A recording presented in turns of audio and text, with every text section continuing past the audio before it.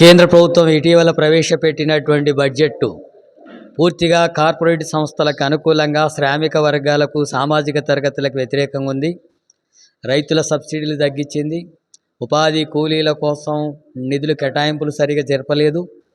అట్లాగే రాష్ట్ర ప్రయోజనాల కోసం జాతీయ హోదా కల్పించడానికి ప్రాజెక్టులకు అలాంటి చర్యలు తీసుకోలేదు.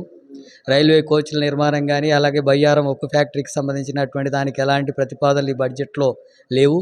విద్య వైద్యాన్ని పూర్తిగా ప్రైవేటీకరిస్తూ దానికి నిధులు కేటాయింపులు తగ్గించింది. అదేవిధంగా మొత్తం రాష్ట్రంలో ఉండేటటువంటి నిరుద్యోగ సమస్య పరిష్కారానికి పరిశ్రమలను పట్ల ఎలాంటి ప్రతిపాదనలు ఇందులో లేవు. అందుకని ఇది ప్రజా వ్యతిరేకమైనటువంటి బడ్జెట్టు, శ్రామిక వర్గాలకు వ్యతిరేకమైన బడ్జెట్టు. ఈ బడ్జెట్ను వ్యతిరేకిస్తూ ఈ నెల 18, 19 తేదీల్లో వామపక్ష పార్టీల ఆధ్వర్యంలో నిరసన కార్యక్రమాలకు పిలుపునివ్వడం జరిగింది. ప్రజలు పెద్ద ఎత్తున పాల్గొనే నిరసన కార్యక్రమాలు పాల్గొనాలని చెప్పి విజ్ఞప్తి చేస్తున్నాం.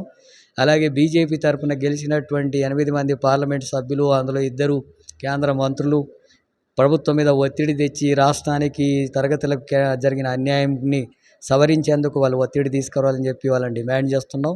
ఆ రకంగా సాధ్యం కాకపోతే చేత కాకపోతే రాజీనామా చేయాలని చెప్పి కూడా డిమాండ్ చేస్తున్నాం.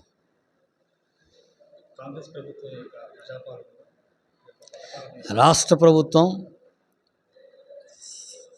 ఎన్నికలకు ముందు ఇచ్చినటువంటి 6 గ్యారెంటీల అమలు విషయంలో ఇప్పటివరకు చూస్తే అది నిర్లక్ష్యంగా వివరిస్తుంది, వైఫల్యం కనబడుతుంది. ఇందిరమ్మ ఇండ్ల విషయాలు కానీ, అలాగే రైతు రుణమాఫీకి సంబంధించి కానీ, రైతు భరోసా కానీ, కూలీ భరోసా కానీ, కౌలు రైతులకు ఇస్తామన్నటువంటి ఆర్థిక సహాయం కానీ, వ్యవసాయ కూలీలకు ఇచ్చేది, దళిత బంధు గతంలో ఇచ్చిన ప్రభుత్వంలాగా ఇప్పుడు అంబేద్కర్ పేరుతో 12 లక్షలు ఇస్తామన్నటువంటి విషయాలు, నిరుద్యోగ భృతి, ఇలాంటివేవి కూడా రాష్ట్ర ప్రభుత్వం ఇప్పటివరకు అమలు జరపలేదు. ఈ బడ్జెట్లోనైనా ఇప్పుడు రాబోయే బడ్జెట్లోనైనా వీటికి కేటాయింపులు జరపకపోతే తప్పకుండా రాష్ట్ర ప్రభుత్వానికి వ్యతిరేకంగా ప్రజా సమస్యల మీద ఒత్తిడి తీసుకొస్తాం, పోరాటాల్లో ముందుకు వస్తాం. ఆ రకంగా ప్రభుత్వం మీద తప్పకుండా ప్రజా సమస్యల మీద పోరాటానికి సన్నద్ధమవుతుంది సిపిఎం పార్టీ.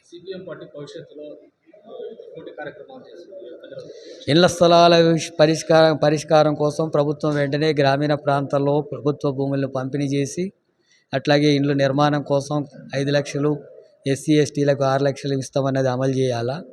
అటువంటిది జరగకపోతే ఎక్కడెక్కడైతే ప్రభుత్వ భూములు ఉన్నాయో అక్కడ ప్రజల్ని సమీకరించి మేమే ఇళ్ల స్థలాల పంపిణీకి పూనుకుంటాం, ఇండ్ల నిర్మాణానికి, గుడిసెల నిర్మాణానికి పూనుకుంటాం. ఆ తర్వాత జరిగేటటువంటి పరిణామాలకు కూడా ప్రభుత్వమే బాధ్యత వహించాల్సి ఉంటుందని హెచ్చరిస్తున్నాం. కేంద్ర రాష్ట్ర ప్రభుత్వాలు కార్మికుల చట్టాలను హరిస్తున్నాయి. కార్మికులు గతంలో అనేకంగా పోరాడి సాధించినటువంటి చట్టాలని వీటన్నిటిని నిర్వీర్యం చేస్తూ 4 కోడ్లుగా మార్చేసింది కేంద్ర ప్రభుత్వం.